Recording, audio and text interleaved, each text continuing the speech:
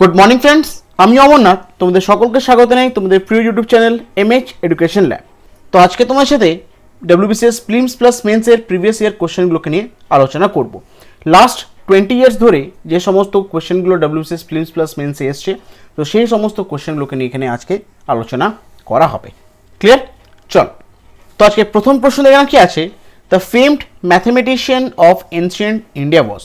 তো এনাদের মধ্যে এনশিয়েন্ট ইন্ডিয়ার একজন ফেমাস ম্যাথমেটিশিয়ান, তো ওনার নাম কি? সঠিক উত্তরে যাবে অপশন বি, সেটা হচ্ছে আর্যভট্ট। তো আমরা সবাই জানি আর্যভট্টকে, তো আর এনশিয়েন্ট ইন্ডিয়ার কিন্তু আর্যভট্ট হচ্ছে one of the famous mathematician. Clear? একটু দেখে নিয়ে ব্যাপারে। He was born in 476 CE at Kusumpura. He was regarded as a first of major mathematician astronomers from the classical age. Aryabhatiya and Arya Siddhanta were his known works. He worked on peace value system using letter to signify numbers and stating qualities. He discovered the position of 9 planets and found that these planets revolve around the sun. He also described the number of days in a leap year to be 365. তো এগুলো হচ্ছে আর্যভট্টের কিছু important তথ্য। Clear? ভালো করে কিন্তু এটা মনে রাখার চেষ্টা করবে। বুঝতে পারছো? চল, পরবর্তী প্রশ্ন এখানে কি আছে, Angkor Wat was build by.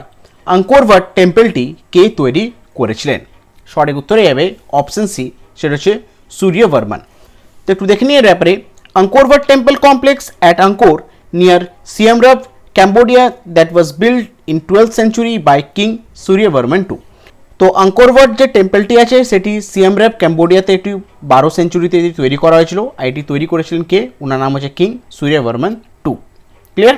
চল, তো অলরেডি তোমরা স্ক্রিনে দেখতে পাচ্ছ ডব্লিউবিসিএস প্রিলিমস 2021কে টার্গেট করে এমএইচ এডুকেশন ল্যাবের পক্ষ থেকে লঞ্চ করা হয়েছে মক টেস্ট সিরিজ। খুবই ইম্পর্টেন্ট এই মক টেস্ট সিরিজটা। যারা ভালো করে তোমরা প্রিপারেশন করে নিয়েছো অথবা তোমরা লাস্ট মিনিট তোমাদের প্রিপারেশনটাকে আরও বেটার করতে চাও, অবশ্যই তোমরা কিন্তু এই মক টেস্ট সিরিজে এনরোল করতে পারো নিজেদেরকে। তোমরা কী কী পেয়ে যাবে একবার দেখে নাও। ফুল লেন্থ মক টেস্ট পেয়ে যাবে 15টি, স্পিড টেস্ট পেয়ে যাবে 220টি, কারেন্ট অ্যাফেয়ার্স টেস্ট থাকবে 60টা। পুরোপুরি কিন্তু 100% সিলেবাস কভার করা আছে। ভ্যালিডিটি হচ্ছে 1 ইয়ার। পরীক্ষাগুলো দেওয়ার পর তোমরা সেখান থেকে স্মার্ট র্যাঙ্ক অ্যানালাইসিস করতে পারবে, আর আনলিমিটেড টাইম তোমরা কিন্তু এটাকে অ্যাটেম্প্ট করতে পারবে। আর যতগুলো কোয়েশ্চেন এখানে করানো হবে সব প্রত্যেকটা কোয়েশ্চেন কিন্তু লেটেস্ট প্যাটার্ন কোয়েশ্চেন। ঠিক আছে? তোমরা টোটাল টেস্ট পেয়ে যাবে 295টা টেস্ট পেয়ে যাবে, আর টোটাল কোয়েশ্চেন থাকবে তোমাদের সেখানে 10,000-এর উপর। ক্লিয়ার?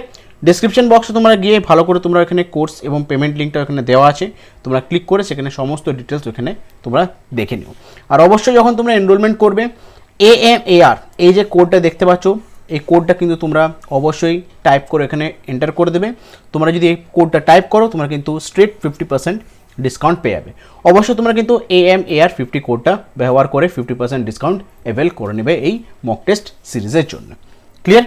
যদি কোনো ডাউট থাকে কমেন্ট বক্সে লিখে জানাবে, তোমাদেরকে আমরা গাইড করে দেবো। ক্লিয়ার? চলো, নেক্সট কোশ্চেন কি আছে, সিইউকি ওয়াজ অথার্ড বাই হুম। সিইউকি কে লিখেছেন? সঠিক উত্তরে যাবে অপশন এ, হুইংস্ত্যাং। তো একজন চাইনিজ পিলগ্রিম এবং মঙ্ক, উনি নাম হচ্ছে হুইংস্ত্যাং। তো উনি সিইউকি উনি রাইটার। তো একটু দেখে নিই ব্যাপারে। Siyuki was written by Chinese pilgrim monk and scholar হুইংস্ত্যাং Tsang. He resided in India for 17 years in search of Buddhist text. তো সিইউকি লিখেছেন একজন চাইনিজ পিলগ্রিম মঙ্ক এবং উনি হচ্ছেন স্কলার, ওনার নাম হচ্ছে হুইংস্ত্যাং স্যাং। তো উনি প্রায় 17 বছর ভারতে থেকেছিলেন, আর ওইখানে থাকার সময় উনি বুদ্ধিস্ট টেক্সটের ব্যাপারে অনেক কিছু উনি খোঁজ করেছিলেন। ক্লিয়ার? চলো, পরবর্তী প্রশ্ন কি আছে, Allahabad pillar inscription was পেন্ড by হুম। তো আলাহাবাদ পিলারে অনেক কিছু কিন্তু লেখা হয়েছে, তো সেই জিনিসগুলো কে লিখেছেন? সঠিক উত্তরে যাবে অপশন এ, হরিসেনা। তো একটু দেখে নিয়ে ব্যাপারে। Harisena or Harisena was 4th century Sanskrit poet, fenogrist and government minister. He was an important figure in the court of Gupta Empire, Samudragupta. His most famous poem, written in 345 CE, described the bravery of Samudragupta and is inscribed on the Allahabad pillar. তো হরিসেনা অথবা হিরেসেন, যিনি হচ্ছেন 4th century একজন সংস্কৃত poet এবং উনি ফেনেগ্রিস্ট এবং উনি একজন গভর্নমেন্ট মিনিস্টার।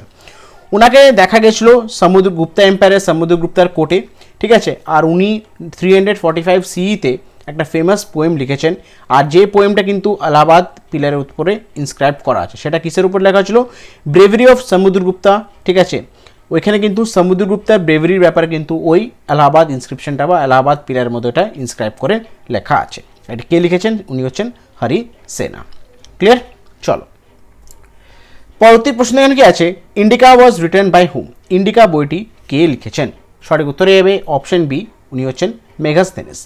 একটু দেখে নিয়ে এরপরে, the Indica was written by Megasthenes, an ancient Greek historian, diplomat and Indian ethnographer and explorer. He was ambassador of Seleucus at Mauryan court in Pataliputra. তো ইন্ডিকা যে বইটি লিখেছেন উনি হচ্ছেন মেগাস্থেনিস। উনি একজন এনশিয়েন্ট গ্রিক হিস্টোরিয়ান, ডিপ্লোম্যাট এবং ইন্ডিয়ান এন্টোগ্রাফার, ঠিক আছে। আর উনি সেলুকাসের কিন্তু অ্যাম্বাসেডর ছিলেন। মরিয়ান কোর্ট পাটলিপুত্রাতে সেলুকাসে কিন্তু উনি অ্যাম্বাসেডর ছিলেন। ক্লিয়ার? চলো নেক্সট কোশ্চেন এখানে কি আছে? Sabha and samiti are two democratic institution of dash. সভা এবং সমিতি এগুলো হচ্ছে দুটো কিন্তু একটা ডেমোক্রেটিক ইনস্টিটিউশন। তো কোন সময়ের এগুলো কিন্তু ডেমোক্রেটিক ইনস্টিটিউশন? সঠিক উত্তরে যাবে অপশন এ, ঋক বেদিক আর্যন। তো ঋক বেদিক আর্যনের সময় দুটো যে ইম্পর্টেন্ট ডেমোক্রেটিক ইনস্টিটিউশন ছিল সেগুলো হচ্ছে কি সভা এবং সমিতি। দেখে নিন একটু এর ব্যাপারে। দ্য সভা and samiti R mention in both Rik Vedha and Atharva Vedha. In this meaning a decision was made after the discussion with the king, minister and scholar at that time. তো সভা অ্যান্ড সমিতি এগুলো দুটো জিনিস কিন্তু ঋগ্বেদা এবং অথর্ববেদাতে কিন্তু মেনশন করা আছে। তো এখানে কি হতো, রাজা, মন্ত্রী এবং সে সময় যে সমস্ত স্কলাররা থাকতো তাদের সাথে কিন্তু মিটিং করা হতো, ঠিক আছে। তো ঋগ্বেদিয়ান আর্যনের সময় দুটো ডেমোক্রেটিক ইনস্টিটিউশন হচ্ছে সভা এবং সমিতি। ক্লিয়ার? চলো পরবর্তী প্রশ্ন এখানে কি আছে? Chalukyas establish their empire in dash. চাকুলিয়ার যে ডাইনেস্টি আছে তারা কোন জায়গায় তাদের সাম্রাজ্যটাকে এস্টাবলিশ করেছিলেন? সঠিক উত্তরে যাবে অপশন সি রয়েছে ডেক্কান প্ল্যাটোতে। তো চাকুলিয়ারা তারা পুরো নিজেদের সাম্রাজ্যটাকে ডেক্কান প্ল্যাটোতে তারা এস্টাবলিশ করেছিলেন। তো একটু দেখে নিয়ে ব্যাপারে, দ্য চাকুলিয়া dynasty was established by Pulakeshin I in 543. Pulakeshin I took Vatapi under his control and made it his capital. তো চাকুলিয়া যে সাম্রাজ্যটা আছে তারা যে চাকুলিয়ার সাম্রাজ্য দিয়ে এস্টাবলিশ গঠনকার হচ্ছেন পুলকেশিন I। উনি 543 বিসিতে কিন্তু এটি গঠন করেছিলেন। তারপর পুলকেশিন I বাতাপিকে নিজের কন্ট্রোলে করে, ঠিক আছে, সেটাকে ক্যাপিটাল ঘোষণা করে দিয়েছিলেন। ক্লিয়ার? তো চাকুলিয়ার ডাইনেস্টি যে এস্টাবলিশমেন্ট করেছিলেন উনি হচ্ছেন পুলকেশিন I। ক্লিয়ার? আর কোথায় করা হয়েছিল সেটা পুরোপুরি কিন্তু ডেক্কান প্ল্যাটোর উপরে এটি করা হয়েছিল এই সাম্রাজ্যটা এস্টাবলিশমেন্ট। বুঝতে পারছো? চল নেক্সট কোশ্চেন এখানে কি আছে? Whose contemporary was famous grammarian Patanjali. তো ফেমাস একজন গ্রামারিয়ান ছিলেন পতঞ্জলি, তুনার কন্টেম্পোরারি কে ছিলেন? সঠিক উত্তরে যাবে অপশন বি, পুষ্পমিত্র শুঙ্গা। তো একজন ফেমাস গ্রামারিয়ান ছিলেন পতঞ্জলি, তো উনার কন্টেম্পোরারি ছিল, সে সময় কন্টেম্পোরারি ছিল উনি হচ্ছেন পুষ্যমিত্র শুঙ্গা। একটু দেখে নিয়ে এরপরে, the great grammarian Patanjali is said to be contemporary of Pushyamitra Shunga, who founded Sunga dynasty by assassinating the last ruler of Mughal empire. তো যে সময় একজন গ্রেট গ্রামারিয়ান ছিলেন পতঞ্জলি, তো ওনার সময় কিন্তু একজন কন্টেম্পোরারি ছিল, উনি হচ্ছেন পুষ্যমিত্র শুঙ্গা। তো উনি কিন্তু সুঙ্গা ডাইনেস্টি উনি কিন্তু ফাউন্ডার, এবং লাস্ট মুঘল এম্পায়ারকে উনি হারিয়ে কিন্তু উনি গঠন করেছিলেন নিজের সুঙ্গা ডাইনেস্টিটি। ক্লিয়ার? নেক্সট কোশ্চেন দেন কি আছে? Which of the following god does not belong to the Rig Vedic period? তো ঋগ্বেদের পিরিয়ডের সময় অনেক কিন্তু দেবদেবীদের ব্যাপারে আমরা পড়েছি, বাট এমন একজনের নাম এখানে আছে চারটা অপশনের মধ্যে যার ব্যাপারে আমরা কিন্তু কিছুই জানতে পারিনি ঋগ্বেদিক পিরিয়ডের সময়। ঠিক আছে, সঠিক উত্তরে যাবে অপশন সি, সেটা হচ্ছে Shiba.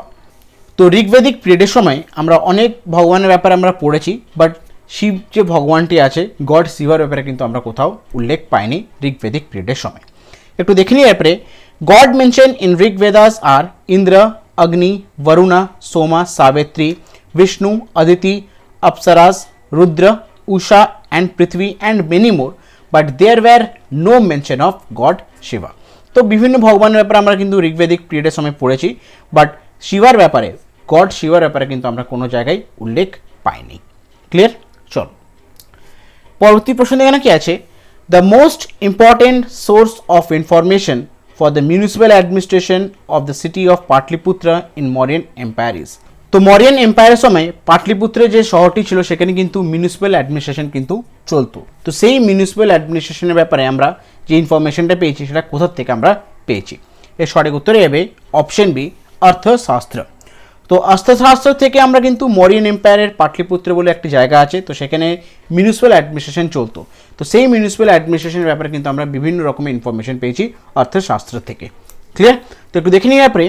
Arthashastra is the most important source of information for municipal administrative system of the city of Patliputra in Mauryan Empire. তো মরিয়ান এম্পায়ার একটা সিটি ছিল, সেটার নাম ছিল পাটলিপুত্র। তো সেখানে কিন্তু মিউনিসিপ্যাল অ্যাডমিনিস্ট্রেশন সিস্টেম চলতো। তো সেই মিউনিসিপ্যাল অ্যাডমিনিস্ট্রেশন সিস্টেমের ব্যাপারে কিন্তু আমরা সব থেকে মোস্ট যে ইম্পর্টেন্ট বা ইনফরমেশনগুলো পেয়েছি সেটা হচ্ছে কোথা থেকে? অর্থশাস্ত্র থেকে। ক্লিয়ার? চলো নেক্সট কোশ্চেন দেন কি আছে, electric locomotive are manufacture at dash.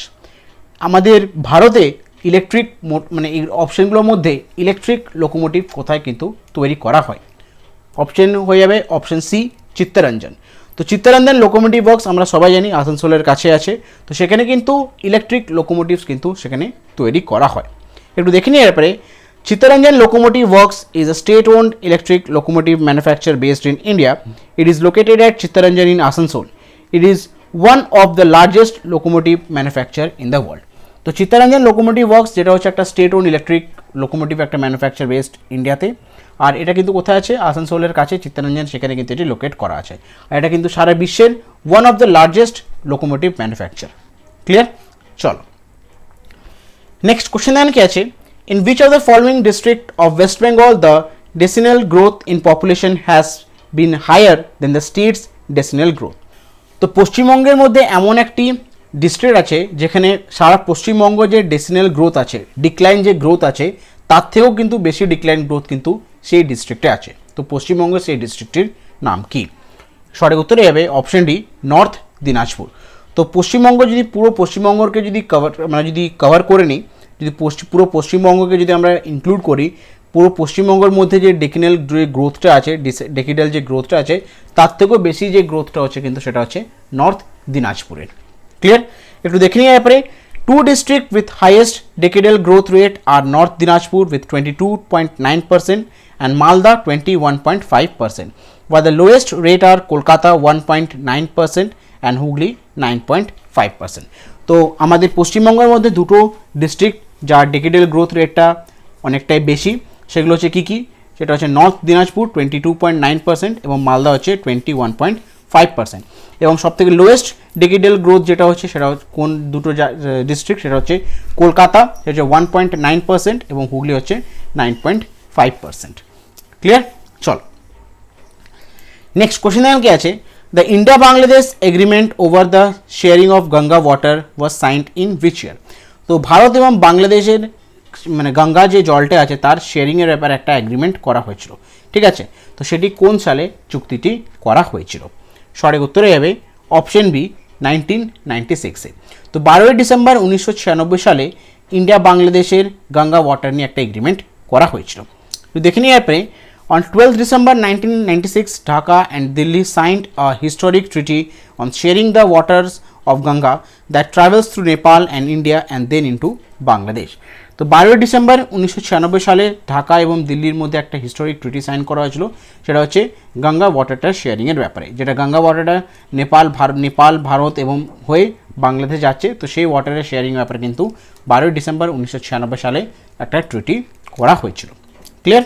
চলো নেক্সট কোশ্চেন দেন কি আছে, in West Bengal the reason north of Ganga is known as. তো আমাদের পশ্চিমবঙ্গের মধ্যে গঙ্গার যে নর্দার্ন পার্টটা আছে, নর্থ গঙ্গা যেটাকে আমরা বলি, সেটা কি নামে আমরা জানি? সঠিক উত্তরে যাবে অপশন সি, বারিন্দ। তো আমাদের পশ্চিমবঙ্গতে গঙ্গার যে নর্দার্ন রিজনটা আছে, নর্থ অফ গঙ্গা যে রিজনটা আছে সেটাকে আমরা জানি কী হিসাবে জানি, সেটা হচ্ছে বারিন্দ। একটু দেখে নিই ব্যাপারে। Barind also called Barind tract, geographic region in the part of north western Bangladesh and north central West Bengal state India. তো বারিন্দ যেটা আরেকটি জানি আমরা বারিন্দ ট্র্যাক্ট, যেটা যার জিওগ্রাফিক্যাল রিজন কোথায় হচ্ছে সেটা হচ্ছে নর্থ ওয়েস্টার্ন বাংলাদেশ এবং কিছুটা পোর্শন কোথায় আছে নর্থ সেন্ট্রাল ওয়েস্ট বেঙ্গল। তো সেই রিজনটাকে আমরা জানি কি হিসাবে, সেটা হচ্ছে বারিন্দ। ক্লিয়ার? চলো নেক্সট কোশ্চেন এখানে কি আছে, which of the following industrial town is known as Ruhr of India? খুব ইম্পর্টেন্ট কোশ্চেন, কোন ইন্ডাস্ট্রিয়াল টাউনকে আমরা জানি রুর অফ ইন্ডিয়া হিসাবে? সঠিক উত্তরে যাবে অপশন বি, সেটা হচ্ছে দুর্গাপুর। তো দুর্গাপুর হচ্ছে পশ্চিমবঙ্গের একটা জায়গা, তো সেই জায়গাটাকে আমরা জানি হিসাবে কী হিসাবে জানি, সেটা হচ্ছে রুর অফ ইন্ডিয়া। তো একটু দেখে নিয়ে ব্যাপারে, Chota Nagpur Plateau is situated in the northeastern part of Indian Peninsula and includes the region of Jharkhand adjoining Chhattisgarh and West Bengal. Since the region is rich in many minerals resources like iron ore, it is called Ruhr of India. It is also known as mineral heartland of India. তো ছোটা Nagpur Plato কোথায় আছে, সেটা হচ্ছে north eastern part, যেটা Indian peninsular include করে কী কী জায়গা, ঝাড়খণ্ড, ছত্তিশগড় এবং কিছুটা পোর্শন ওয়েস্ট বেঙ্গলও আছে। আর এই পুরো জায়গাটা কিন্তু প্রচুর পরিমাণে এখানে কিন্তু মিনারেলস পাওয়া যায়, আয়রন ওর, কোল, এই ধরনের জিনিসগুলো এখানে পাওয়া যায়। তো সে কারণে এই জায়গাটা বলা হচ্ছে কি রুর অফ ইন্ডিয়া। আরেকটি নাম হচ্ছে এই জায়গাটার, সেটা হচ্ছে mineral heartland of India. Clear? চলো নেক্সট কোশ্চেন কি আছে, the place in West Bengal declared by United Nations in 1989 as World Heritage Site is? তো ইউনাইটেড নেশনের দ্বারা 1989 সালে কোন জায়গাটাকে চিহ্নিত করা হয়েছিল ওয়ার্ল্ড হেরিটেজ সাইট হিসাবে? সঠিক উত্তরে যাবে option A, the mangrove forest of Sundarban.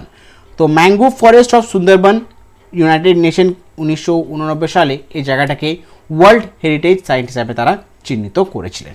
Clear?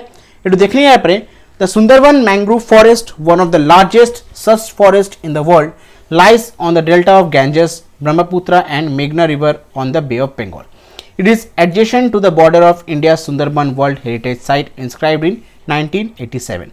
The area is known for its wide range of fauna including 260 bird species, the Bengal tiger and other threatened species such as Asturian crocodile and Indian python.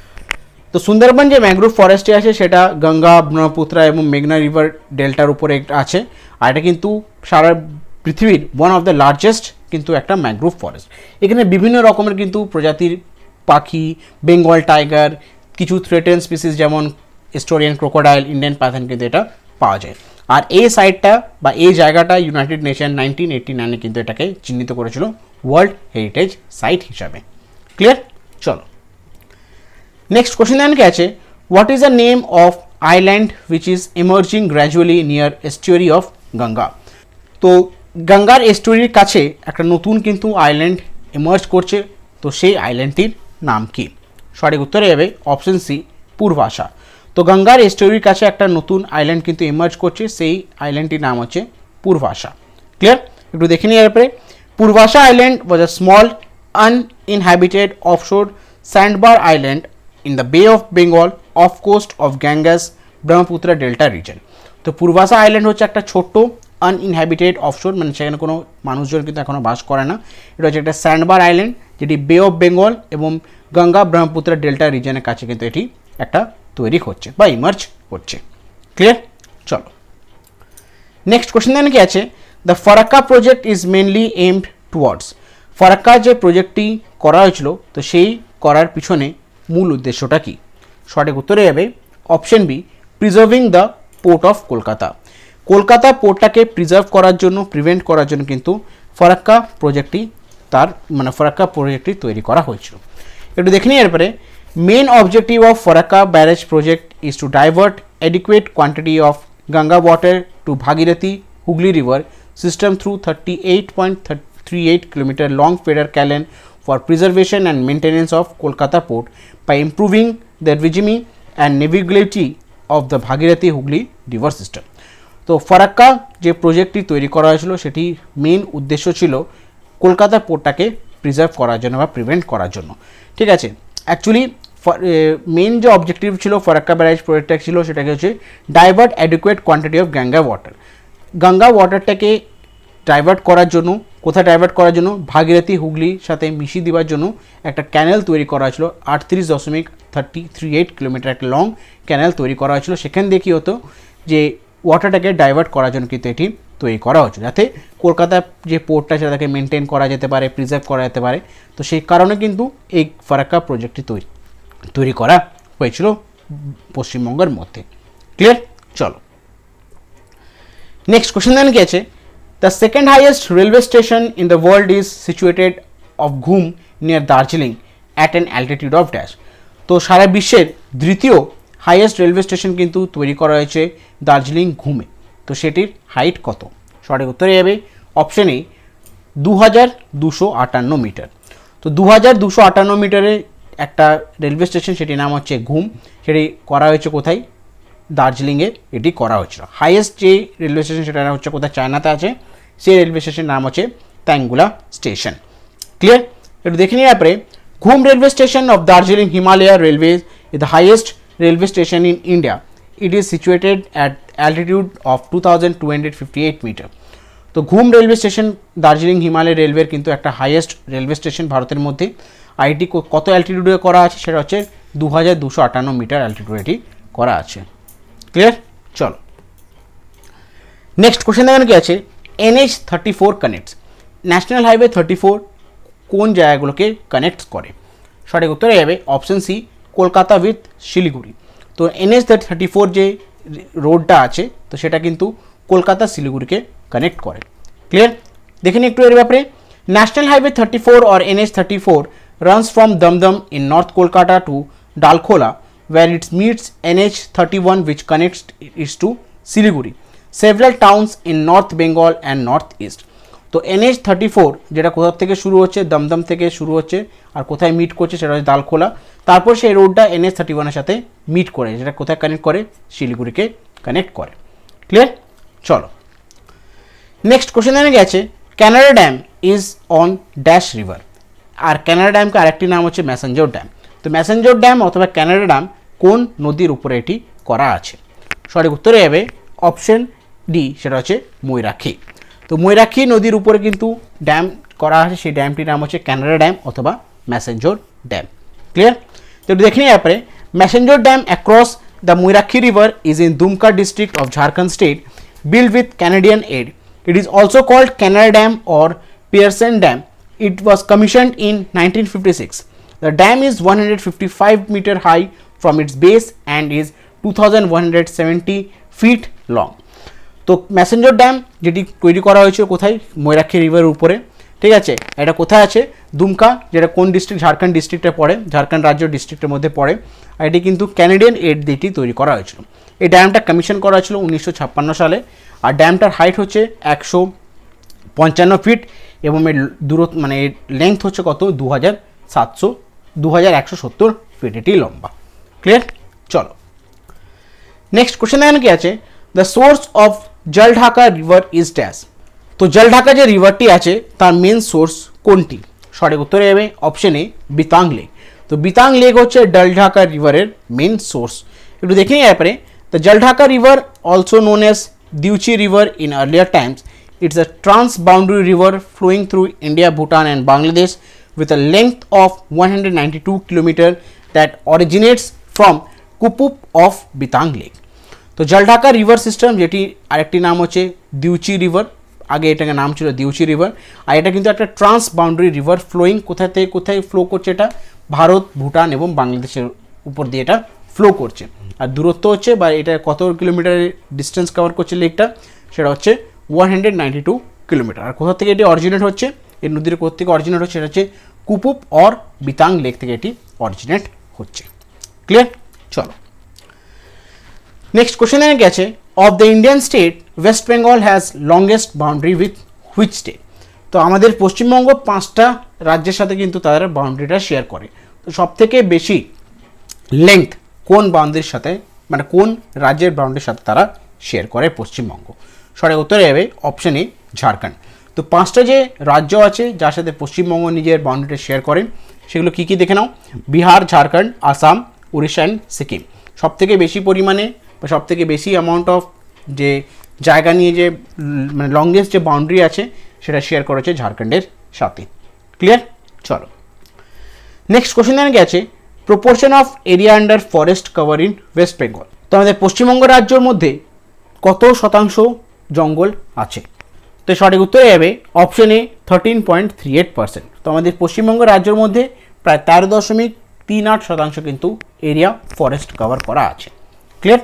একটু দেখে নিই এরপরে, Total recorded forest land in the state is 11,879 square kilometer, of which 7,554 kilometer is reserve forest, 3,772 square kilometer is protected forest, and 1,053 square kilometer is unclassed state forest, thus constituting 13.38 of geographical area of the state. তো আমাদের পশ্চিমবঙ্গ রাজ্যের মধ্যে প্রায় 11,879 square kilometre কিন্তু পুরোপুরি forest আছে। তার মধ্যে 7,054 square kilometre reserve forest, 3,772 square kilometre protected forest এবং 1,053 স্কোয়ার কিলোমিটার সেটা হচ্ছে আনক্লাসড ফরেস্ট। যেটা টোটাল কত দাঁড়াচ্ছে 13.38%। ক্লিয়ার? চলো তো আজকে শেষ প্রশ্ন কি আছে, the highest point of West Bengal is, আমাদের পশ্চিমবঙ্গ রাজ্যের মধ্যে হাইয়েস্ট পয়েন্ট কোনটি? তো সঠিক উত্তরে যাবে অপশন এ সান্দাকফু। তো আমাদের পশ্চিমবঙ্গের মধ্যে একটা পাহাড় আছে সান্দাকফু, সেটা কিন্তু পশ্চিমবঙ্গ রাজ্যের সব থেকে হাইয়েস্ট পয়েন্ট। একটু দেখে নিয়ে এরপরে, Sandakphu is fondly called as West Bengal's highest peak with a tiny village nestleted on its top. This hill station of West Bengal offers the view of Kanchenjunga and Everest. তো আমাদের পশ্চিমবঙ্গ রাজ্যের মধ্যে সব থেকে হাইয়েস্ট যে পিকটা হচ্ছে সেটা হচ্ছে কি সান্দাকফু, আর সান্দাকফুর মধ্যে একটা ছোট্ট ভিলেজ আছে এর পাহাড়ের উপরে, ঠিক আছে? তো সেই ভিলেজটা কিন্তু আমাদের পশ্চিমবঙ্গ রাজ্যের সব থেকে হাইয়েস্ট পয়েন্ট। সেই পয়েন্ট থেকে কিন্তু ইজিলি কাঞ্চনজঙ্ঘা এবং এভারেস্টকে দেখা যায়। বুঝতে পেরেছো? তো এগুলো ছিল আজকের মোস্ট ইম্পর্টেন্ট 25টা কোশ্চেন যেগুলো তোমাদের সাথে আলোচনা করলাম। আশা করছি তোমরা বুঝতে পেরেছো প্রত্যেকটা কোশ্চেন। যদি তোমাদের কোথাও ডাউট থাকে তোমরা কিন্তু কমেন্ট বক্সের মধ্যে কমেন্ট করে আমাকে জানাবে। আর অবশ্যই তোমরা কিন্তু মক টেস্ট সিরিজের মধ্যে এনরোল করতে পারো। আর যখন এনরোলমেন্ট করবে AMAR50 যে কোডটা আছে সেটা অবশ্যই দিয়ে তোমরা কিন্তু এনরোলমেন্ট করবে, সেখানে কিন্তু তোমরা 50% ডিসকাউন্ট পেয়ে যাবে। ক্লিয়ার? তোমাদের প্রিপারেশনটাকে আরও বেটার করার জন্য কিন্তু এই টেস্ট সিরিজটি লঞ্চ করা হয়েছে। তো আজকে ক্লাসটা আমি এখানে শেষ করছি। যদি ক্লাস তোমাদের ভালো লেগে থাকে, ইনফরমেটিভ লেগে থাকে, অবশ্যই তোমাদেরকে রিকোয়েস্ট করো ভিডিওটা লাইক করো, বন্ধুবান্ধব গ্রুপসের মধ্যে ভিডিওটা শেয়ার করো। আর এখনও যারা চ্যানেলটি সাবস্ক্রাইব করোনি অতি অবশ্যই চ্যানেলটি সাবস্ক্রাইব করে দিও এবং পাশে থাকা যে বেল আইকনটা আছে সেটি প্রেস করে দিও। যখনই কোনো ভিডিও আপলোড হবে চ্যানেলে তোমাদের কাছে নোটিফিকেশন চলে যাবে। Thank you.